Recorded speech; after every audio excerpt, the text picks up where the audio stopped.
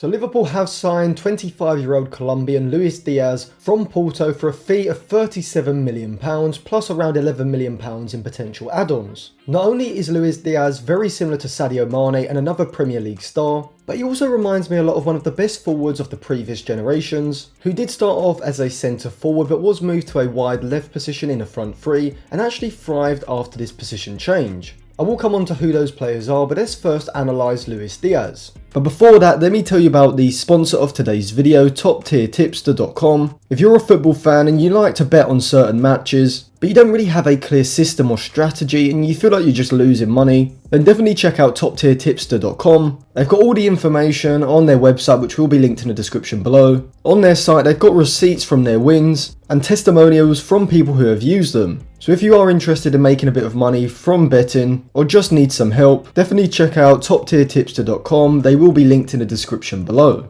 So Diaz at Porto was playing on the left side of a midfield 4 in Sergio Conceição's 4-4-2 shape. However, I think Diaz is better playing further up the pitch on the left of a front 3, playing more as a wide forward who can start wide but then look to make runs in behind the back line when in the final third. In the defensive and middle thirds, Diaz is an excellent progressor of the ball. He can receive the ball to his feet and then use his dribbling ability combined with his acceleration and pace to drive past opposition players, progressing the ball further up the pitch. And this dribbling ability can be seen as this season in Liga NOS he's completed 2.7 dribbles per 90 minutes, the 9th most of any player who's played more than 500 minutes. But Diaz's best attributes do come in the final third. Similar to Sadio Mane, he has a knack of being able to make diagonal runs in behind the opposition's backline into goal scoring positions from that left side. And similar to someone like Marcus Rashford, when he gets into these one-on-one positions, he's excellent at opening up his body and slotting the ball with his right foot into the far corner with excellent composure, and this is one of his signature finishes. However, also on the right side, he's very good at drilling the ball hard and low past the keeper into the far bottom corner,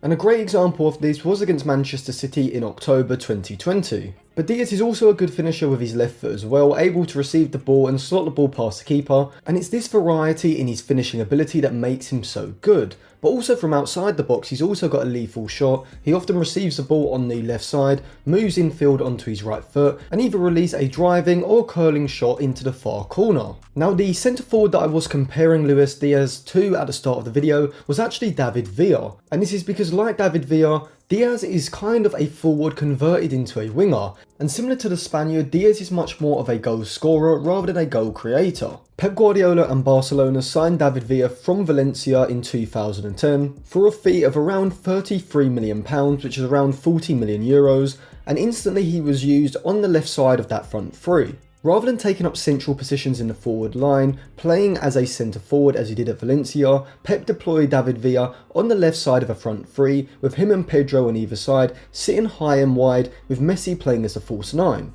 In this position, David Villa was playing the role of an inside forward, and if you do want a better understanding of why David Villa and Pedro were both used in this position by Guardiola, check out my video where I analyse the Barcelona 5 Real Madrid 0 2010-2011 game, because this game is the perfect example of why having a forward in a wide position making runs into central goal scoring positions can be hugely beneficial. And so if you want a better tactical understanding of that role, check out that video. It will be linked in the description below, and I'll also put it in the eye above. But I do think Luis Diaz could be used in this similar sort of role in Jurgen Klopp's 4-3-3 shape. We do see Mo Salah hold his width a lot more than Sadio Mane does on the left side. And I do think we could see Klopp use Diaz in a similar sort of way to how he uses Salah, but on the left side, and this would give Liverpool's attack a lot more advanced width. So as I said before, Diaz, like Villa, is much more of a goal scorer than a goal creator. And we can see this as David Villa's first season in that role at Barcelona in 2010-2011, he scored 23 goals in 52 games in all competitions.